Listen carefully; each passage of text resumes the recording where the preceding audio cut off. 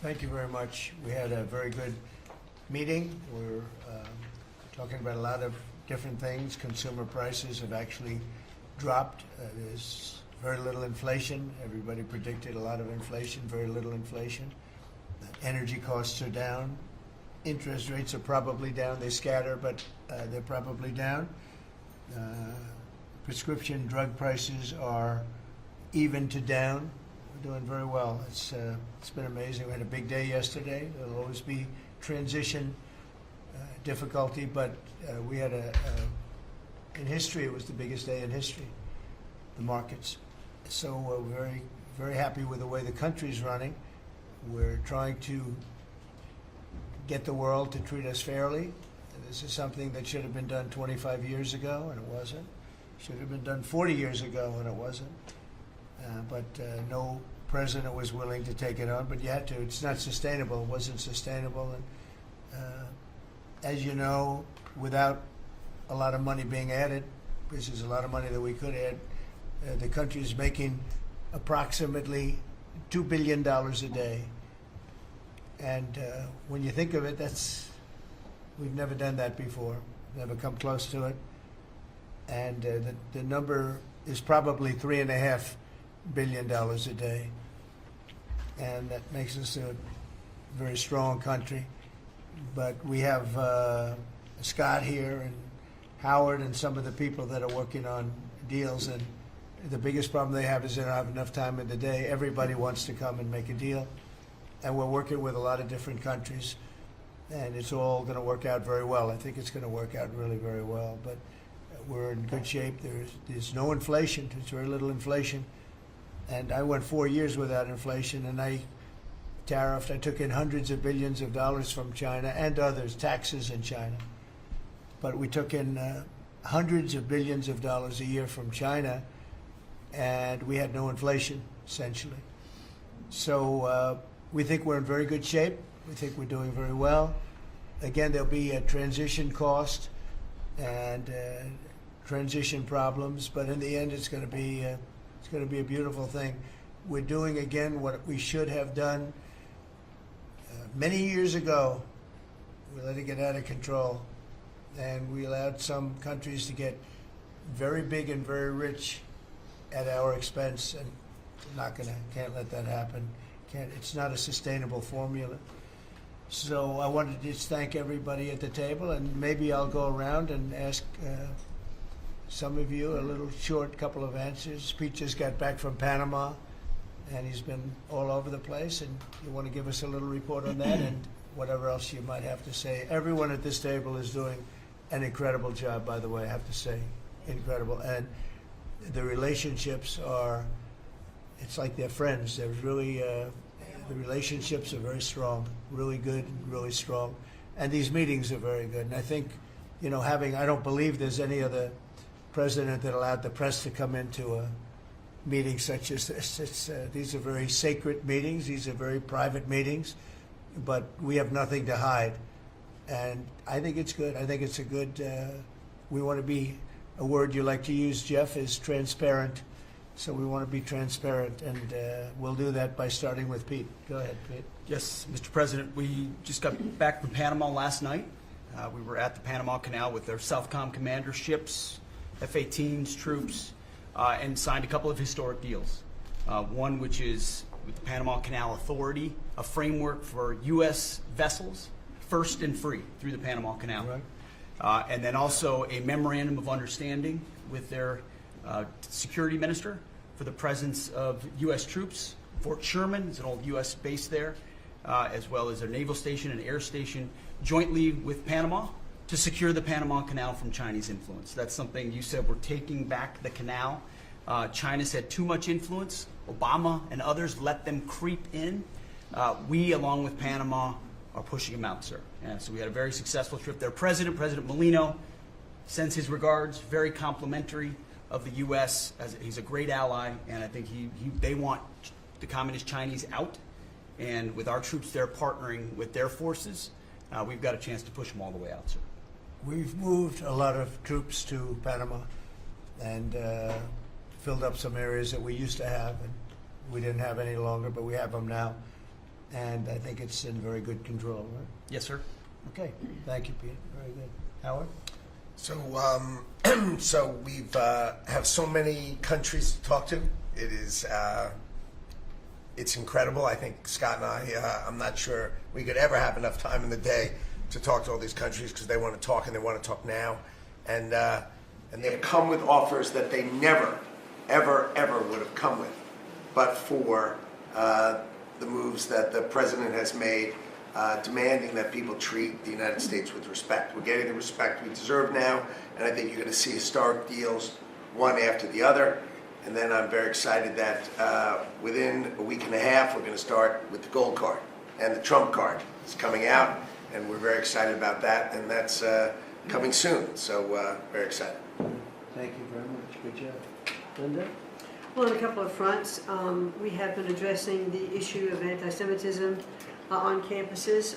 There's been some grant funding and contract funding that we've reviewed, and some canceled and some we've put on hold, waiting for that, while we do an investigation. On the other side of what my responsibilities are in having education go back to the states, we're meeting and talking with governors. I was with, this week, all 50 commissioners of education around the country, and because we also want to provide them with tools and best practices as education does move back to the states. Making great progress, great response from the states, and very positive. And what about colleges? You're holding back $400 million from Columbia. From Columbia. $8 billion from Harvard. Can you imagine the money we pay Harvard? They have a $60 billion fund, and we're giving them $8 billion. And we're trying to figure that out. And then they hire de Blasio, the worst mayor in the history of New York, and they hire the woman from Chicago who was a disaster, total disaster, and they pay them massive salaries, and they're supposed to be teaching you government. That's not Harvard. That's not Harvard the way it used to be. So do you have anything to say about that? The dollars you're holding back from quite a few universities that were not behaving.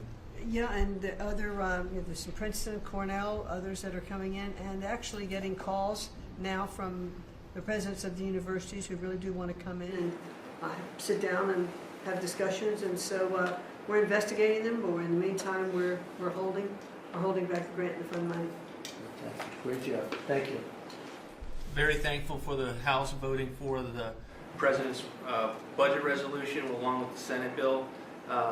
Made a ton of progress this week in working with members to ensure that a desire for flexibility in the Senate was not misconstrued as a desire not to slow and do spending reforms. And so we're very thankful for that. And now we can get after writing that bill, getting the President as big a package of his agenda to his desk. So very good week. Good. That's right. We just got the House vote, and now we're well on our way to getting, as we call it, the great big beautiful bill. It's a beauty. There's never been a bill like this one. We're trying to get it all into one beautiful bill. It's tax cuts, regulation cuts, and many other things. The border, a lot of money for the border. Well, you're doing a fantastic job. So, but we just got a report that we, as you know, you knew before us. Were you surprised we got the vote? Got the vote, and we're happy to get the vote. So I think we're going to be in very good shape. Okay, please. Mr. President, last year the Chinese received 1,700 orders for new ships. American shipyards received 5. Under your leadership, like so many other industries, we are going to revitalize and make shipbuilding and maritime great again with these blue-collar jobs. These are the cranes, the ports, opportunity zones, and drive that investment back in. And we have, under that executive order, and also one to streamline foreign military sales for people that want to buy our equipment, and of course acquisition reform, all just this week under your leadership, Mr. President. So we're going to be rebuilding our shipbuilding business. We may order, would have to go to Congress for this, but we may buy some ships from other countries that we're close to and that do great jobs with ships, but we're going to start the process of rebuilding. We don't really essentially build ships anymore, which is ridiculous. It's going to be a very big business for us in the not too distant future, but in the meantime, we have We have countries that do very well at building ships, and we'll be dealing with those countries, and we may be ordering top-of-the-line ships from those countries. And within a fairly short period of time, we'll be building our own ships. So we'll probably have to go to Congress for that, but we're not going to have a problem. Susie, thank you very much for the job you've done. Go ahead, please. I just want to make sure you know that this cabinet, I think, pretty uniquely collaborates and cooperates and works together to accomplish all that you've asked them to do, and I think they deserve a lot of credit for that. True. You're doing a great job. The chief of staff, doing a great job. Lee, go ahead. Mr. President, the Biden EPA was strangulating the economy. The Trump EPA understands it's not a binary choice. We can protect the environment and grow the economy. Working with Doge and Elon Musk, we've now canceled $22 billion worth of grants. And we have launched what is the largest deregulatory action in the history of the country, just in one agency. That's how much of a mess the Biden EPA left us. It is going to end up reducing the cost of living. It's going to create jobs. It's going to make it easier to purchase a car. It will be easier to heat your home. We're proud of this effort. The effort that we have is fulfilling the mandate that you earned from the American public. Clean air, land, and water for all Americans, unleashing energy dominance, permitting reform, advancing cooperative federalism, making America the AI capital of the world, and bringing back American auto jobs. When you called me that day asking for me to take this position, I was honored. And you were very specific and clear in what you wanted us to accomplish. We understand our mission, and at the Trump EPA, we're going to make it proud. Great job. You're doing a great job, and you have a lot of applications for approvals for power plants, which are going to really power the regular plants, and they're going to be right next to each other, because we can't rely on our grid. It's old and it's tired, and it's very subject to being attacked, whether by rain or by bombs or by anything else. And we're letting people build their own power plants, and these are a lot of them being built with the AI and beyond the AI chips, and we're letting them build their own power, and never been done before, and we're going to get it done quickly and approved quickly as part of a plant. They'll have a sort of be their own power company, and it's very exciting. They couldn't believe it when I told them that. I said, we're going to get you the approvals very fast as part of your regular plant. You're going to build electric producing plants, and it's very exciting. And they're able to do it very quickly and very well, and you made it possible. Thank you. You have a lot of applications for some of the biggest plants that have ever been built in the world. These are serious plants, aren't they? Huh? Approved. We are open for business. Working with Secretary Burgum, Secretary Wright, we are going to make it proud. Good. Sean? First off, Mr. President, it's Brooke's birthday today, so he's getting younger, so happy birthday to Brooke. Thank you. I want to thank you as well for the shipbuilding at EO. Again, to build ships, we also need mariners to sail those ships. I was just up at Kings Point for the Merchant Marine Academy a couple days ago, and we have some of the greatest young men and women who are learning how to be mechanical engineers, to rebuild and fix the engines on those ships, but also how to sail ships. I would tell you that over the past decades, this academy has become, it needs some love. It's been a little bit dilapidated. We have to invest in sailors, and I appreciate you taking the initiative. To be a global power, we have to build ships and have sailors to sail those ships. These are the very people that help Pete should we come into points of crisis to support the military. So thank you for that. Number two, the last administration announced 3,200 projects, big, beautiful roads and bridges. Most of them are good. But they announced them, they didn't sign a grant agreement. 3,200, so the money doesn't go out the door to build the infrastructure in the country. And it's fun to do an announcement. It's actually the harder work to put together these grant agreements. So we're doing the work right now at DOT to get these grant agreements done and build the projects. Most of them are good. And they also put in all of this green and social justice requirements on roads and bridges. We're pulling all that out and putting the money toward the infrastructure, not the social movement from the last administration. Good steel, right, as opposed to green paper mache. Okay, thanks, great job. Sir, first, we are, I would say, more than friends. We've all become family. And I think that what you have assembled in your vision is a turning point and an inflection point in American history. And so just being a part of that is the greatest honor. So thank you for that. And again, just the relationships here and the honor and respect we have for each other is a reflection of you and your leadership. So I just wanted to say that first. The second thing I want to say is that on behalf of the farmers and ranchers, food security is national security. We have to be able to feed ourselves. And your idea of using tariffs along with deregulation and tax cuts, but your idea of using tariffs to ensure that we are putting forward and putting America first, no one understands that better than our farmers and our ranchers. But having said that, emerging from 4 years of Biden with a 30% increase in inputs for our farmers and ranchers, with an almost $50 billion trade deficit. When we left the first time, it was zero, meaning that they are hurting. So the period of uncertainty we're in, they know that your vision will move us into an age of prosperity for all Americans, but for my people, for the farmers and ranchers, unlike any they have seen before. And I think they are really, really excited and so grateful for your leadership. But also, you have never failed to say that you have the backs of our farmers and our ranchers. It was the first phone call that I had after I was voted with the Senate. And that message just resonates with an almost 85% support of you in the last election. They're with you. Interestingly, the biggest budget driver at the United States Department of Agriculture is not farming and ranching or agriculture, it's food stamps. And so as we emerge and embark, Secretary Kennedy and I, on your vision of making America healthy again, a massive part of that is realigning and reworking our food stamp program so that it better serves those who need it.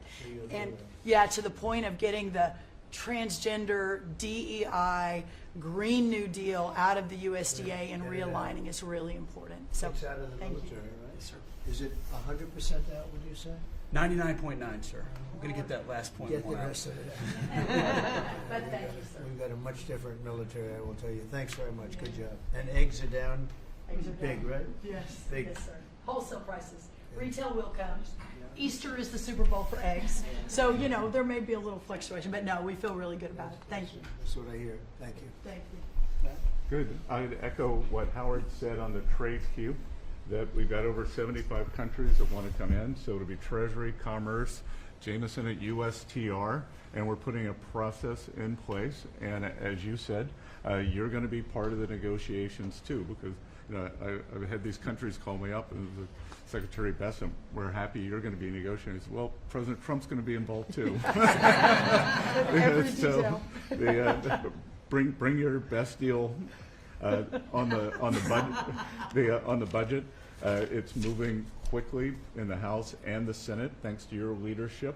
We're also going to have debt ceiling in there, so we're going to get an increase in the debt ceiling. So, and that will be the done and dusted for Part of the bill that we just got to vote on today. So part of the bill. It'll be done and dusted for 2 years. We won't have to worry about that. And then I gave a speech yesterday to 1,400 small and community bankers, and they were so happy to hear from your administration. And I told them Wall Street's done great for the past 4 years, 10 years, 20 years. It can continue doing great, but it's Main Street's turn now. And it's those small bankers through deregulation, through emphasis on Main Street, your Main Street agenda, bringing back jobs, that is going to power the smaller communities. And then finally, the bond auction went very well yesterday. We had a lot of foreigners show up as the support, showing that the U.S. is still the best place to invest. The inflation report, as you said, was quite good. And energy prices are down more than 20% since January 20th. Amazing. that's great. So good numbers. Great number. Thank you. Pam? President, we've had some great wins in the last few days. That you were overwhelmingly elected by the biggest majority the U.S. Americans want you to be president because of your agenda. And the courts are ruling that you have the authority to determine how the money of this country will be spent. That's what the American citizens wanted, and that's what they're getting. An example of that Friday was the Department of Education, that you can determine how the money will be spent. No more DEI. And that impacts every agency across the board. On the civil side again, NLRB, we had a big win in the Supreme Court there. OPM, a big win there. But also 16,000 workers there. But also on the criminal side, the Alien Enemies Act, we are winning there. And you know, your directive to me was to keep America safe, and that's what we're doing. Whether it's the alien enemies, all of these gangs, and they are enemies of our country. They are terrorists, they are organized crime, they have come here, they are extremely organized, they are spread throughout our country, and they are creating terror. And no more under your directive. And that has stopped. Yesterday in South Florida, we charged 11 defendants with $500 million of pure cocaine coming into our country to kill our kids. They were caught. They will be prosecuted to the fullest extent of the law. These gang members are going back to where they came, or they're going to an El Salvador prison at your directive. And you know, you also gave us a directive to prosecute the people who are going after Tesla to the fullest extent of the law, some of the greatest police work I've seen. We've made 4 arrests. There will be no negotiations at your directive. They're all looking at 20 years in prison, and within the next 24 hours, you're going to be seeing another huge arrest on a Tesla dealership, President. And that person will be looking at least 20 years in prison with no negotiations. That's great. That's great. That will stop it cold. Domestic terrorism. Thanks. Doing a great job, too. Thank you very much. Lori, please.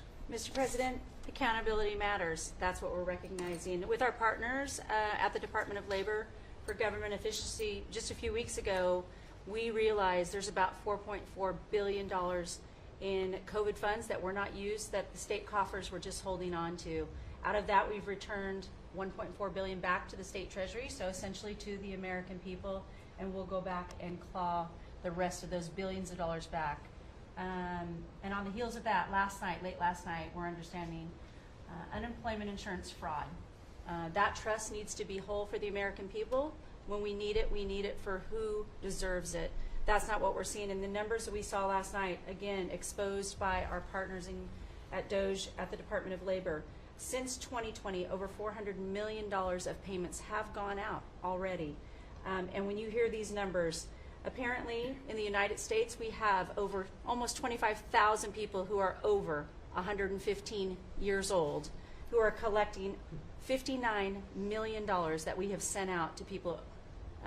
Talk about fraudulent behavior. Mr. President, 28,000 people between 1 and 5 years old have collected fraudulent payments at the tune of $254 million has gone out. And lastly, 10,000 people who have not been born yet, 15 years into the future, $69 million, and they haven't even been born yet. In one case, they will be born 129 years from now. The United States government sent them $41,000, and they're not born yet. So, under the Department of Labor, those are the things that we're uncovering. I couldn't be more honored to tell the American people that we're bringing back their dollars and we're saving them and returning them to the United States Treasury. Also, jobs numbers. Last Friday, 228,000 new jobs were reported. That is good for the American people. That is my primary job, is to grow that workforce under your leadership. So we've kicked off the America at Work tour, and we'll be visiting all 50 states, and I'll be working with my colleagues here to do just that. So thank you, Mr. President. We're going to grow this economy. We're going to keep our focus on the American worker. So you're finding tremendous fraud, though. Those numbers are really bad when you Unheard of. over 115 years old. And I think you had mentioned the oldest person in our country is 114 years old. Reported. That's pretty good. A woman living in Pennsylvania, but apparently there's 24,000 more of them that are 115 or older that we're I hope you giving hear that. to. So we have 24,000 older than the oldest person. Definitely did. That's like, terrible. you know. And what are we doing about that? How do we get that money back? Yeah, so we're working with our IGs to do the further investigation. The House and Senate, we had a 5-year statute of limitations We've got an extension on that another 5 years. And so the goal, in my opinion, we should never have a statute of limitations to return the American dollars back to the Treasury when there's fraud. But at this point, we will continue to work hard and double down and return those dollars to the Treasury. Great, thank you very Thank much. you. Great job. Christie?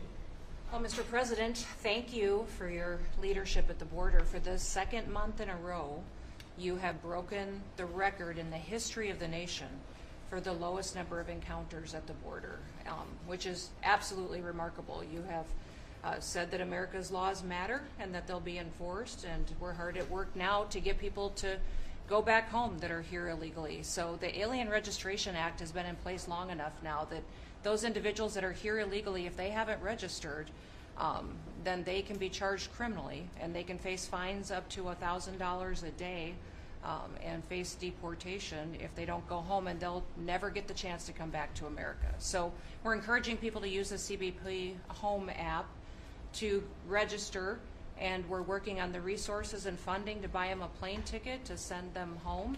I went to El Salvador, Colombia, and Mexico, and those countries and others are thinking about setting up programs to support these individuals when they get back to their countries. So when they get there, they'll have housing and food assistance, and so making sure that these folks have the opportunity to go home so that they can get the chance to come back to America is important. And So it's a very big self-deport operation that we're starting. thousands of people have already Yeah. self-deported.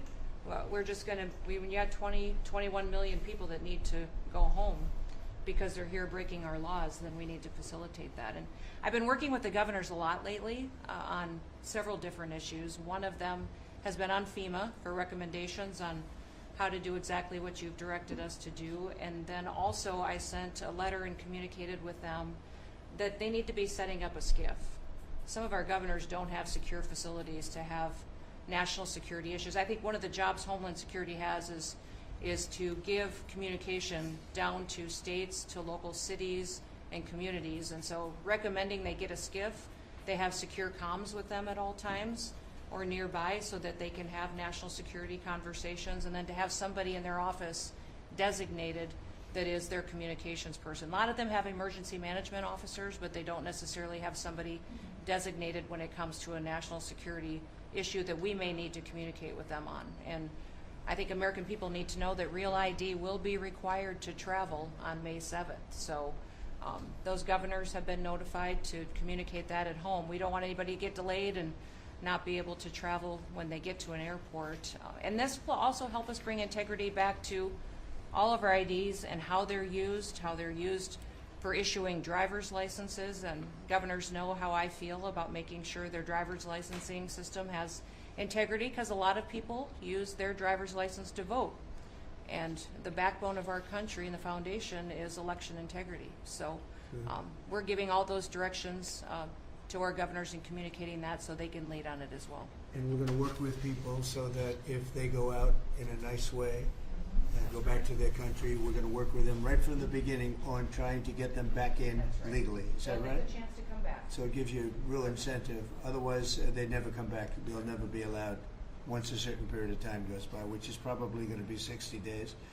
We're also going to work with farmers that if they have strong recommendations for their farms for certain people, we're going to let them stay in for a while and work with the farmers and then come back and go through a process, a legal process. But we have to take care of our farmers and hotels and various places where where they need the people. And we're going to be working with you very carefully on that. So a farmer will come in with a letter concerning certain people saying they're great, they're working hard. We're going to slow it down a little bit for them. And then we're going to ultimately bring them back. They'll go out, they're going to come back as legal workers. Okay? Yes, sir. Thank you. Which I think will be I think it's very important to do.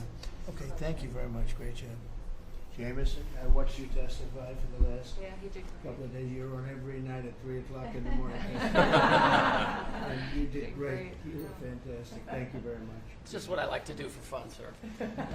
You've been keeping us very busy. Last week, you started a reordering of international trade, something that hasn't happened for 80 years, something that should have happened decades ago. And you know that. You've known that for a long time. That's why you have us all working on this. You came into an emergency situation where President Biden left us with a $1.2 trillion trade deficit. It's the largest of any country in human history, the largest. So you declared an emergency, you took You action. would say the largest in history, right? In history. There's never been anything like what he left us. He left us a mess. His whole administration was a mess. So go ahead. So you declared an emergency, you imposed a trade action, so now you have a tariff on the world, it promotes U.S. manufacturing, it protects U.S. workers, and you've also given room for negotiation during this time so we can open export markets for our farmers and other producers and American workers. And this is why the unions vote for you, this is why the workers vote for you, this is why the families want you to be the president, because you're standing up for American workers and American communities. We've had countries come in over the past couple of weeks that represent more than half of global domestic GDP, more than half. That's who's coming in to talk to you and to your advisors about how to have reciprocal trade, how to have fair trade. Would have happened without you. Thank you very much. Great job. Lovely lot. Well, thanks to your fantastic leadership, this amazing cabinet, and the very talented Doge team, I'm excited to announce that we anticipate savings in FY26 from reduction of waste and fraud by $150 billion. And I mean, and some of it is just absurd, like people getting unemployment insurance who haven't been born yet. I mean, I think anyone can appreciate whether, I mean, come on, that's just crazy. So, you know, some of these things, if people ask me like, well, how are you going to find waste and fraud in the government? I'm like, well, actually just go in any direction. That's how you find it. It's very common. it's, as the military would say, target-rich environment. So I think we're doing a lot of good in excellent collaboration with the cabinet to achieve these savings. And it will actually result in better services for the American people, and that we're going to be spending their tax dollars in a way that is sensible and fair and good. And your people are fantastic. In fact, hopefully they'll stay around for the long haul. We'd like to keep as many as we can. They're great, smart, sharp, right? Finding things that nobody would have thought of. Very computer savvy. Yeah. We're working with hard to get the Trump Gold Card operational, hopefully in the next week or so. That'll be very exciting. It's Really exciting. That's a pathway to citizenship Yeah. into the United States. I think it's a big deal. Yep, it's a big deal. Thank you very much. Great job you're doing. Thank you, sir. Thanks to your leadership and setting the mandate of transparency and accountability across the U.S. government. I'm bringing that transparency and accountability to the intelligence community, first and foremost, to make sure that you and your cabinet have that real-time, relevant, apolitical, objective intelligence to best inform, whether it's negotiations for peace, negotiations around tariffs, the great work that you are leading around the cabinet today. Secondly, working with Department of Homeland Security and the FBI to increase our information sharing to achieve your goal of countering the narcotic trafficking and our ability to go after cartels now designated as foreign terrorists. I met with the National Sheriff's Association this week, being able to work to make sure that the information that they are getting on the ground, that local law enforcement is getting on the ground, is being fed back up through to our National Counterterrorism Center, and that we have all of the federal agencies, state and local law enforcement, all on the same page as we are working to make our country safe again. And lastly, sir, as you know, declassification and rooting out weaponization, politicization of the intelligence community is a huge priority. You know more than anyone else the very dangerous and negative consequences of that. I've got a long list of things that we're investigating. We have the best of the best going after this. Election integrity being one of them.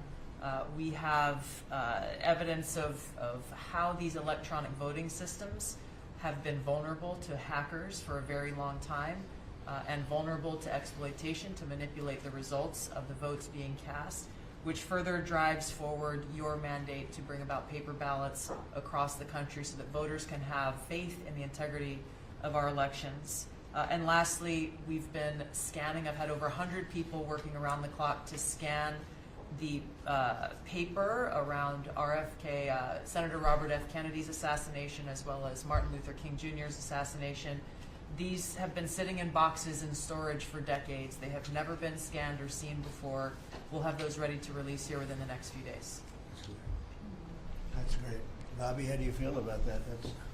That's hitting, I'm very that's gratified hitting to close, hear. That's hitting close to home, isn't it? Yeah, huh? no When you kidding. think, I'm Yeah. thinking about Bobby when No. when that statement's made. I'm very grateful to you, Mr. President. Good. And you'll let Bobby see some of this because, you know, it's very personal stuff.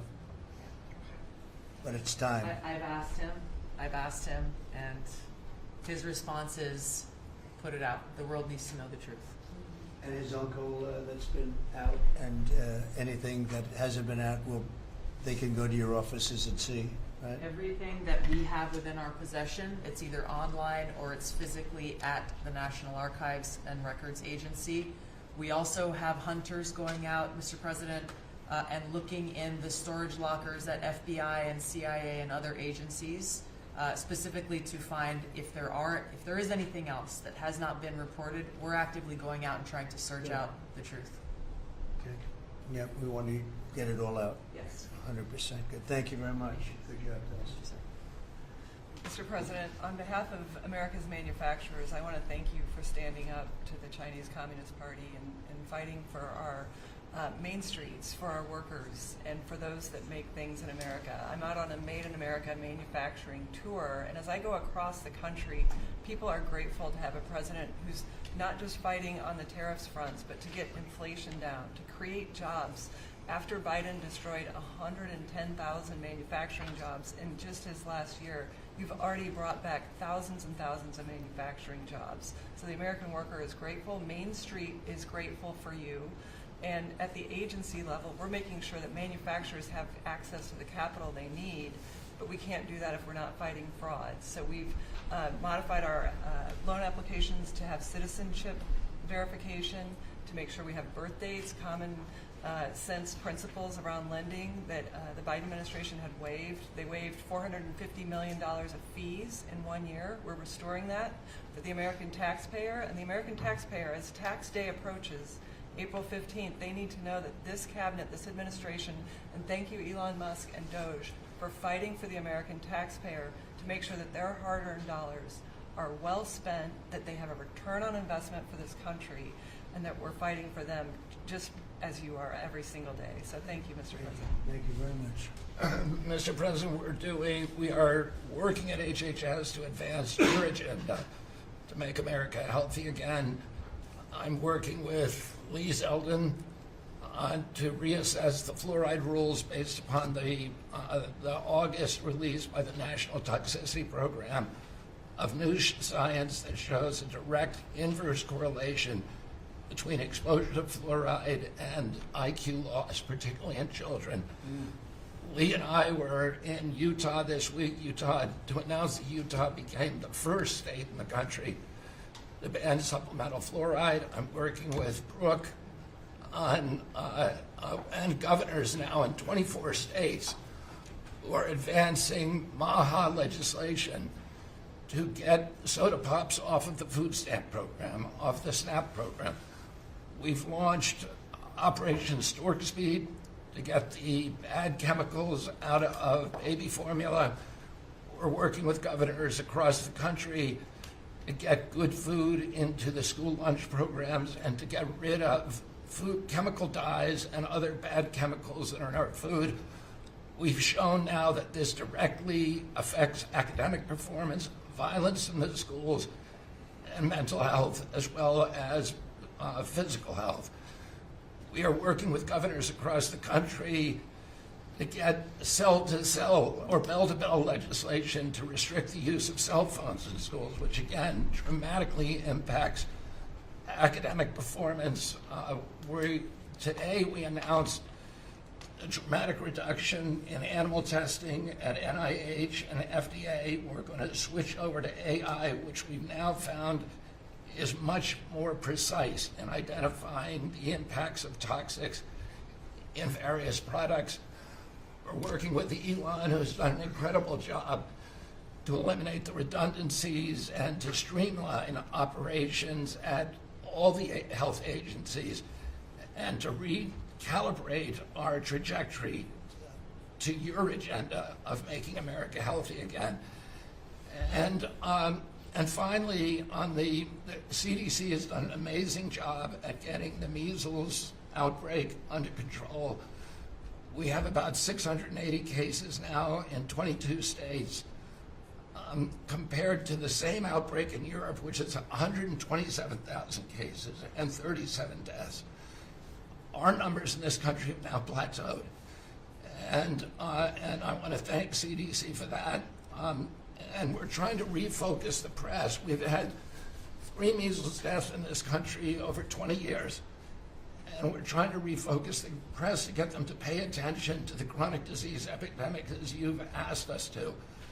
We have now 38% of American youth are pre-diabetic. This was unknown 30 years ago. Every child that becomes diabetic, there should be a headline about them. We have 100 million adults who are pre-diabetic or diabetic. And we have, we have now, the autism rates have gone from now, most recent numbers we think are going to be about 1 in 31. 1 in 12, so they're going up again from 1 in 10,000 when I was a kid. And we are going, at your direction, we are going to know by September. We've launched a massive testing and research effort that's going to involve hundreds of scientists from around the world. By September, we will know what has caused the autism epidemic, and we'll be able to eliminate those exposures. So big. Think of that. So it was 1 in 10,000 children had autism, and now it's 1 in 31. Not 31,000, 31.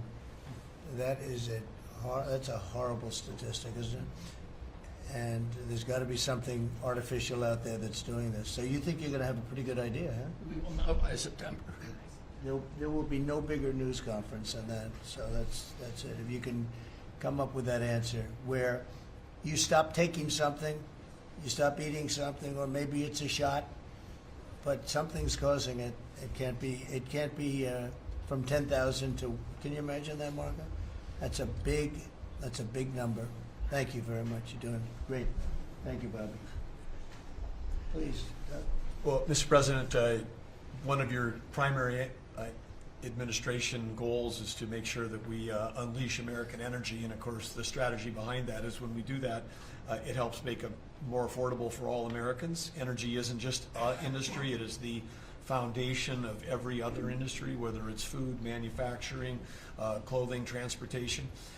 And then also when we've got the ability to generate and not just be energy independent but energy dominant, then we have the opportunity to sell energy to our friends and allies versus them buy it from our adversaries. And our adversaries were funding terrorism and conflicts against our allies by their oil and gas sales that were going through a Swiss cheese set of sanctions. So with your creation of the National Energy Dominance Council, over half the people at this table serve on that. Everyone has been engaged, whether it's interactions with negotiations with other countries, with putting sanctions in place that actually work, with cutting deregulation, working on biofuels, building infrastructure for transportation. There's a whole range of things that are being tackled. But when the outcome of all that is that the Biden administration was restricting supply, you're increasing supply. When you increase supply, then prices start to come down. And we have a huge opportunity to do this.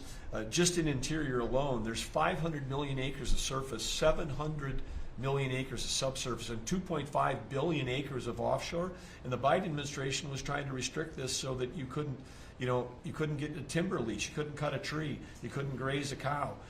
You couldn't develop oil and gas minerals, and you couldn't develop the critical minerals we need for our technology, for our defense industries, and to be able to help us win the AI arms race against China.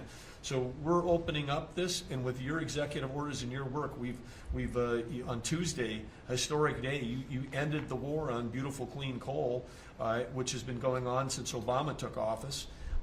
China gets 60% of their electricity from coal. They're opening up They've opened up 94 gigawatts of coal in the last year as part of this AA arms race. 94 gigawatts, that's enough for 94 Denvers to be able to, 1 gigawatt per metro area like that.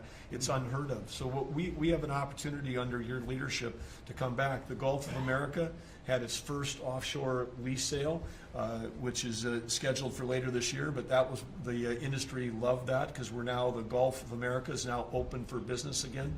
And there's as much as 7 billion barrels of oil accessible now. They've increased the upside of what they think that is. On the coal front, the estimate is the financial value of the coal in America is $8 trillion. That was an asset on the balance sheet that we've now being put back on again. And of course in Alaska, with your separate executive orders to unleash Alaska energy between ANWR, the North Slope, the Strategic Petroleum Reserve Alaska, all of those, we've reversed Biden decision. Those are all open for business again.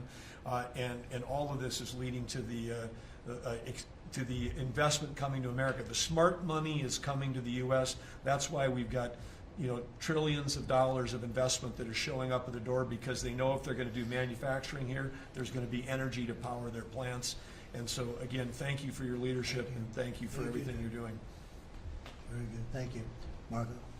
Well, Mr. President, one of the most important things I believe you'll achieve in your presidency is reordering the world in a proper way. For 31 years, more than 31 years now, multiple administrations have allowed the Chinese to deindustrialize this country, to take away jobs and factories and the pillars of our national strength.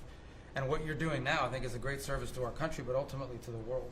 And I want to congratulate you and your team that's working on that, because it has extraordinary geopolitical implications, as you see from all these other countries that are now coming here and wanting to join something that actually makes it's crazy to allow these. I mean, basically, we lived in a world where Chinese companies can do whatever they want in America, but our companies cannot do anything over there unless they allow it, and even then they steal our stuff and reverse engineer it. So just reordering all of that has dramatic implications on peace and security of the world, so we thank you.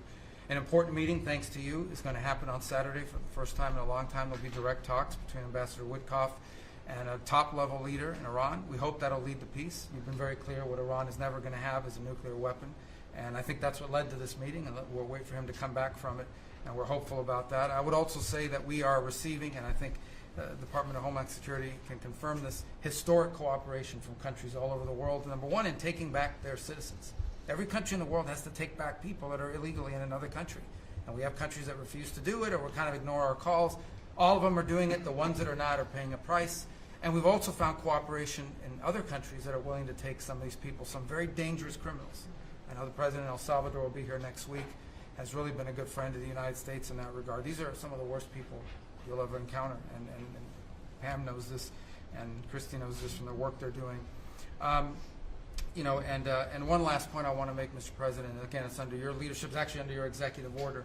If you come to this country as a student, we expect you to go to class and study and get a degree. If you come here to vandalize a library, take over a campus, and do all kinds of crazy things, we're going to get rid of these people. And we're going to continue to do it. So when we identify lunatics like these, we take away their student visa. No one's entitled to a student visa. The press covers student visas like there's some sort of birthright. No, a student visa is like me inviting you into my home. If you come into my home and put all kinds of crap on my couch, I'm going to kick you out of my house. And so, that's what we're doing with our country, thanks to the President. And last but not least, very important development this week, but both Pam and I were very excited. The finest higher education institution in the United States, University of Florida, is also now the national champions in basketball, and we hope you'll host them here soon, Mr. President. Go Gators. They're coming. Good for the SEC. They're coming, guys. Congratulations. Well, thank you very much. You're really doing a great job. We appreciate it. Any question? Mr. President, can you give us a reaction to today's stock market drop, and also give us a sense of the next steps with China? Well, I haven't seen it because I've been here for 2.5 hours, so I'll be seeing it. I think Scott went out. Scott, you want to have a statement on that? Sure. Look, the up 2, down 1 is not a bad ratio, or up 10, down 5.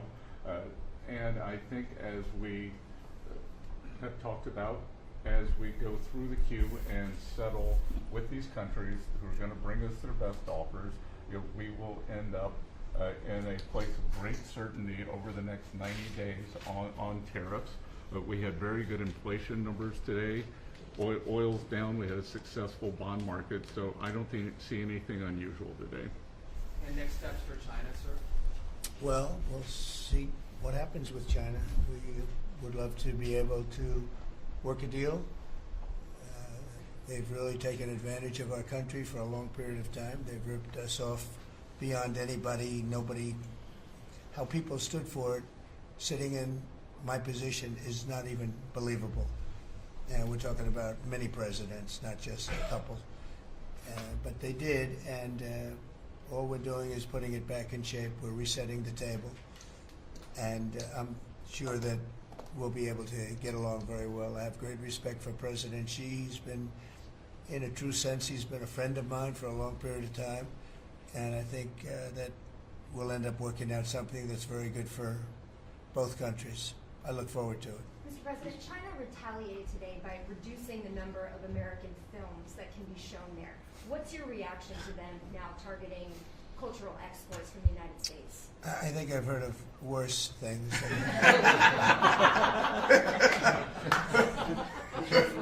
Yes, please. Also on China, the Ukrainians say they have evidence that Chinese soldiers have been found fighting for the Russians in Ukraine. Can the U.S. verify this? And if so, what does the U.S. plan on doing to China to combat that? We'll look into it, but I think beyond that, we're really looking to get that war stopped. They're losing 2,500 and even more than that young people a week. They're Russian and they're Ukrainian. They're not American, but they're people. And we're seeing if we can get it stopped. And I think we're making progress. I appreciate the ballerina who was released. That was at the request of a very good friend of all of ours, actually. Dana White called me and he said it's the friend or the relationship of one of the fighters for UFC or one of the fighters. And Dana's an incredible guy, and we spoke to President Putin about it, and they made a deal. They released the young ballerina, and she is now out, and that was good, so we appreciate that. We hope that we're going to be able to make a deal relatively soon with Russia and Ukraine to stop the fighting. It's so senseless. It's such a horrible thing. It would have never happened if I were president, but it did happen, and we were given that card. And I think we're going to get it. I think we're going to get it stopped. Got to get going. We got to get it. We have to move it faster. Likewise with the hostages, we're making progress. We, there's 59 hostages, but only 24 of them are living, and that's the way it's been presented to me by the mothers of some of the dead, mothers and fathers of some of the dead hostages, and they want the bodies of their baby, as they say, their baby, their young boys. They want them back as much as if they were alive. It's amazing, because when I met the hostages 2 weeks ago here, I couldn't believe what they had to go through, by the way. But when I met them, they said, yeah, there's 59, but 24 are living. And they actually consider, I guess if you're a parent, you do consider it this way, that the remainder who are dead, the 24 that are alive, the remainder that are dead, they want them back just as much as they would want them back if they were alive. It's really pretty amazing and pretty sad. So we're getting close to getting them back. We have a lot came back. A lot of people are very grateful. Some came back in pretty bad shape. Some came back, they're okay. I think they're going to be scarred mentally for a long time, because if you sit down and talk to them, as I have, what they went through is incredible. But we're making progress. We're dealing with Israel. We're dealing with Hamas, and it's a nasty group. Mr. President, how close are you to the first country coming to actually make a deal with the United States over tariffs? Is it days, months? Well, I think it's very close, but we have to have a deal that we like. We don't want a deal that's going to be a bad deal, or I could make every deal in one day if I wanted to. I could do this in one day. I could just say, here's what we'll do. And I was saying to the people before, to Scott, mostly to Scott and Howard, and some of the other people that work with us on the negotiations. We have a lot of law firms that have paid me a lot of money in the form of legal fees. We're going to probably use those firms to, if we can, I think we can. I'll make a contribution to the country, but they're great firms. They're the best firms, the biggest, and really the most prestigious. And we may be using them to help you guys out because you're going to need a lot of lawyers. And I'm not sure Pam's going to be happy if I say, can you send over about 200 lawyers that work on trade? She's working on criminal stuff, and I think that's going to be her focus more than anything else. So we'll find out if we can do that. But we have a lot of lawyers that you've been reading about where they paid $100 million a firm on average. Now we have the final 4 or 5 are at $125 million. So I have a lot of legal fees I could give to you people, and we might as well use them. Hopefully I won't need that many legal fees or that much. I may. Who knows? After it ends, after we leave, maybe I'll need it. But if I do, it's not going to be very pleasant. So I think we're going to try to use these very prestigious firms to help us out with the trade because we have a lot of countries. But we want to make deals that are proper for the United States, not just we can make deals easily. We want to make them proper. Mr. President, if you aren't able to reach the deals that you want to see at the end of the 90 days, will you put those higher tariffs in place, or will you extend? Well, that's what would happen. I mean, if we can't make the deal that we want to make, or we have to make, or that's good for both parties, it's got to be good for both parties. You wouldn't. And then we go back to where we were. You'd go back to the numbers that you announced last week. I think so. You wouldn't extend the pause. Yeah. We'll have to see what happens at that time. Thank you, Mr. President. You said yesterday you were considering some exceptions for companies. Can you talk about what you're considering? And then also on the reciprocal tariffs, that would be substantially lower. Is the same math formula going to be used, or is that tossed out? I'm not considering now for any country or company, but it's possible that I would. But I'm not. We don't have that situation right now. People understand where we are, what we're going to do. But it could happen. It's called flexibility. You have to have certain flexibility. What are you planning on using the money that you're gaining from revenue through the tariffs on? Paying down national debt, reducing taxes, creating good budgets, helping Christie with the border and all of the other things. I built hundreds of miles of wall, as people now understand, 571 miles of border wall in the first administration. But we're going to beef it up, and we're going to add more. And the numbers are incredible. Really, the numbers are what's taken place. We had great numbers, but these numbers are topping my last administration. And Christie and Tom Homan have done an amazing job.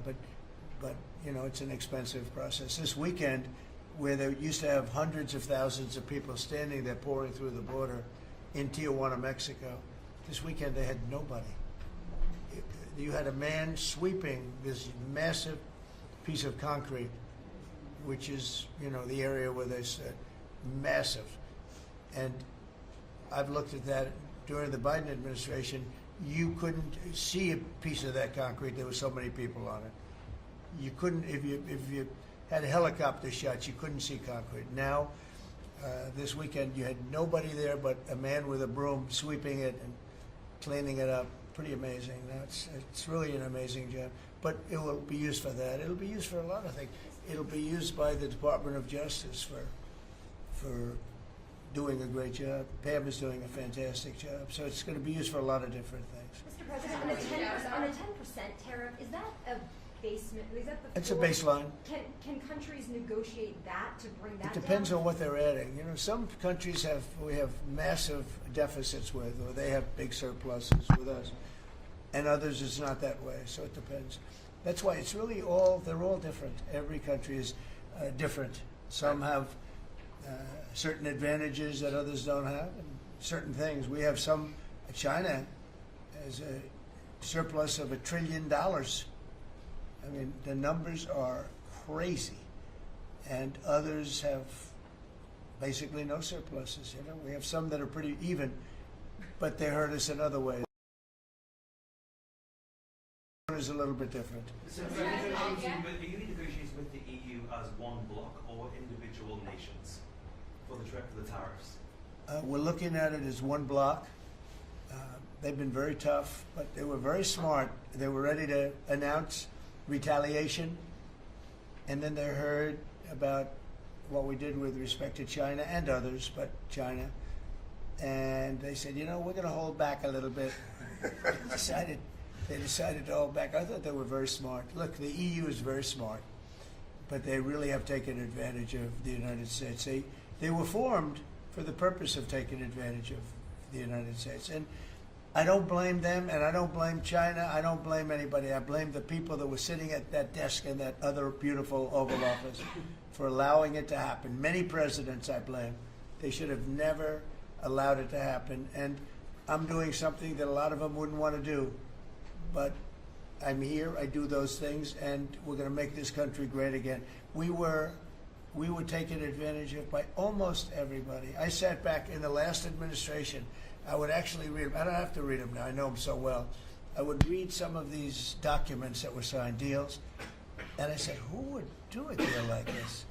Who would do it? You've seen it, Elon. Yeah. I'd look at deals where it's so one-sided. Even we have a deal with Japan, and we get along great with Japan, and we had the Prime Minister here. He was fantastic. As you know, Abe was great. Shinzo was great. He was a good friend of mine, unfortunately no longer with us. But we defend them, but they don't have to defend us. I said, that doesn't sound too good. But we have a deal, a defense deal. We pay hundreds of billions of dollars to defend them. But if for any reason, in other words, we pay all the money. They don't pay anything. But if we're ever attacked, they don't have to do a thing to protect us. I said, oh, that sounds like a wonderful deal. So that's just one out of thousands. And I just wonder who did this. And it's people that either hate our country or didn't care, an expression that you use. I think it's really a lot of them didn't care. It's just hard to believe how bad they are. Now that's a little bit of a defensive deal, but I'm talking about trade deals, the same thing. They're so bad, you would say, how come? And even when I'd renegotiate, like I'd go to a country, they'd give me everything I asked for. I said, why didn't somebody ask for it like originally? They give me everything. I think when they were negotiating, they didn't care, or they didn't ask, or they were shy, or they were very stupid, or they hate our country. Yeah, go ahead, Jeff. You were speaking about Japan. Can you clarify what your vision is for U.S. Steel? You referenced it yesterday. Yeah. There's some questions about what you actually want to see Sure. out of Look, that. U.S. Steel is going to do very well now because of tariffs, and I don't know why they even need a deal. But the only thing is, U.S. Steel, if you go back 80 or 90 years, that was a behemoth in this. That was our biggest, most. If we were around, we would have been very proud of it. Today we have different types of companies that are big. Google, it's not the same as U.S. Steel. And I love Google, and I got to like the people that run it. They're very capable people. They didn't like me so much in the first administration, but they like me a lot now. I don't know what happened, but I like them. But, I think they would be the first to admit, when I envisioned, you look at some of those steel factories from 90 years ago, it was a different kind of a country, but they were miles long. Today you see just empty hulks. Those hulks are going to be filled up very soon because of what I'm doing with tariffs. It was a different kind of a thing. But if I didn't do that in the first term, my first term, if I didn't put tariffs on, we would have, because China and others were dumping steel, billions of dollars of steel. Our steel companies were all closing. Every fact, we wouldn't have one steel plant open, and now we have a steel industry that's doing very well. But soon it's going to be thriving, really thriving, and those factories are going to be filled up. But more importantly, they're going to build brand new ones. Nucor and so many other companies call me. Nucor being a big steel company, they're building massive new steel plants, and it's great. And likewise, car companies. We have many, many car companies. 3 of them. I'm not looking to hurt Mexico, and I like Mexico. And by the way, I think the new president is a terrific person, a fantastic woman. We've had many conversations. She's a very elegant, just a fantastic person, and she's been very nice, very, very nice. But I'm not looking to hurt them. But we have 3 car plants that were under construction in Mexico. They stopped constructing, and now they're going to build in the United States because of tariffs. See, we should have never let this happen because whoever it was that was president at the time, we lost 90,000 plants and factories since NAFTA. 90,000. It's not believable. How about that, Laura? You know, you're in that sort of world of factories We're going and to build back plants. the manufacturing, construction jobs, and bring those workers back home. That's right, we're going to bring them all back. But think of it, from that period of time, which isn't so long ago, we lost. I said the other day, if you had a map on a big wall like this, and if you had pins, 90,000, I don't know if you'd have enough. I don't think you'd have enough room on the map to put the pins. 90,000 factories that we've lost since NAFTA. And it's not even, and about 6 million jobs, really, I think probably a lot more than that, but they say 6 million jobs.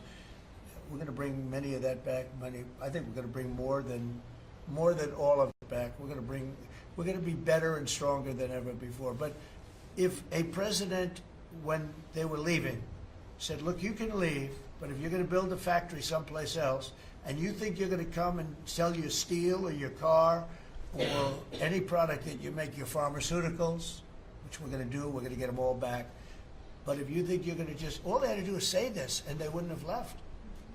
You know, I said it the other day. I said it with respect to, I made a speech a year ago, and I told them if I win, we're going to charge a big, big tariff at the border. And people were thinking about building in Mexico a car plant. And I said, we're going to have a big tariff. So if you want to build a car, you're going to have to pay 25% more than the cost of that car. You're going to have to pay 25% tariff at the border. They would have never left. They could have kept everybody. If a president said, if you leave this country, you leave Michigan, you leave Detroit, you leave anybody, any of our states, because to me they're all the same. I love them all. I love them all, and I probably won them all, but they say I won most of them, but I think I won them all, but that's okay. But all you had to say if you were the president is, if you leave and you think you're going to now fire all those workers, leave all that, everything behind, and you're going to build in another country and sell it no, you're not going to. You're going to pay 50% or 100% tariff. They would have never left. And all you had to say, Marco, all you had to say very simply is, you don't have to write it down. All you have to do is say it verbally. If you leave, you're going to pay 100% tariff. Therefore, don't leave. They would have never left. But they left 90,000 plants. I mean, it's hard to believe that many. It's not, you can't envision it. So just getting back to your, because I'm the great weaver of all time. To weave, you have to be a genius. To go on tangents, anybody can do that. But we'll get back to your original U.S. Steel. U.S. Steel is a big name in this country. It's Babe Ruth is a big name. We have a lot of big names, but not too many. U.S. Steel is one of the great names in the history of our country. And normally I wouldn't mind so much. I wouldn't be thrilled with it. But to buy for a foreign country, and we love Japan, but for a foreign country to buy that cherished U.S. Steel brand, that's hard for me to do. And maybe somebody else may want it. The company Nippon that's involved with it is a big, powerful company who do a good job. But why can't they just build a plant themselves? I mean, why do they have to, take U.S. Steel? So as you know, I rejected the deal.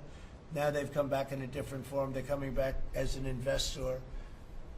And, I feel better about that, I guess. But, I know them very well. I know the thinking. It's the investor. They'll invest, and somebody else maybe is sitting in this chair, and they will no longer have an investment. They'll have the whole thing. That's the way it works. Very smart. They're very, very smart people. We're dealing with very smart people throughout the world. Great geniuses, actually. Look what they've done to our country. And again, I don't blame China. I don't blame anybody. If I could have done it, if I were in that position, I'd have great respect. I have great respect for the people. They ripped off the United States, and all we had to do, have a president that knew what the hell was going on, and none of those countries would have left. Those companies, none of them would have left.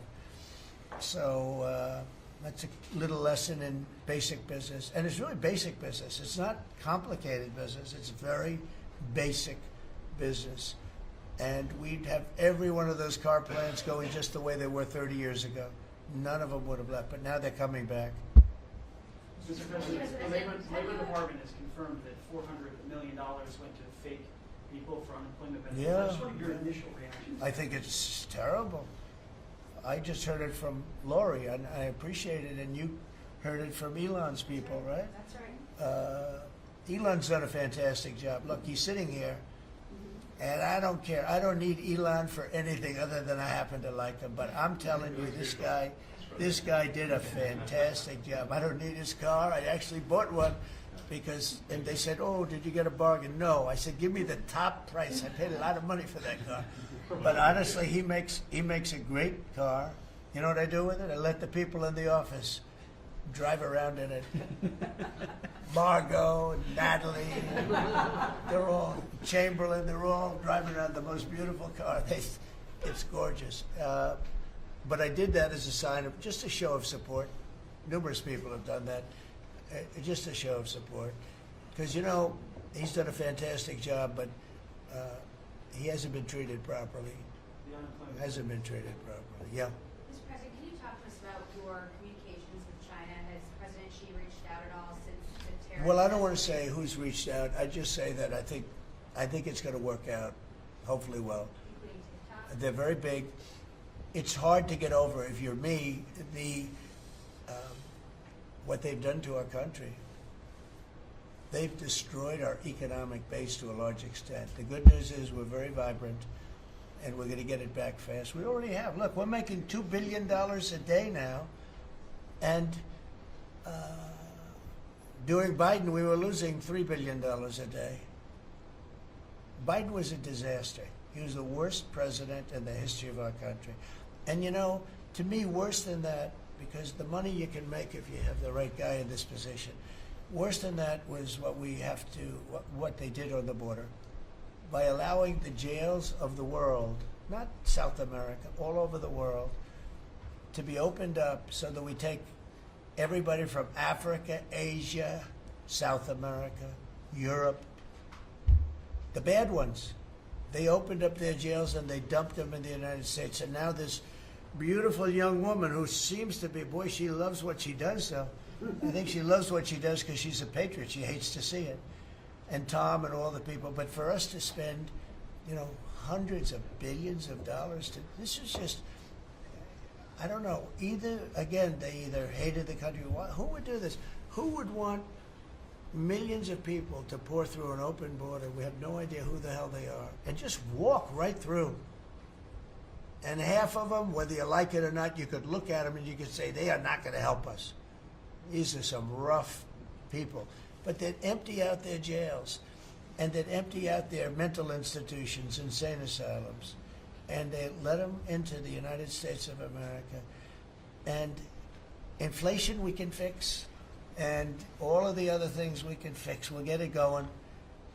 But this is something, it's such a horrible thing, and it's really hard. You know, we have to do deportations. Now we're doing self-deportation. We're coming up with all sorts of ideas. And they must have known it's not going to work out well. And, you know, we want people to come into our country, by the way. We need them badly for the jobs. But we want them to come in legally. They have to come in legally. They have to show that they can love our country. Thank you very much, everybody. Thank you. Thank you very much. The Democrats are making allegations about market manipulation yesterday. Thank you.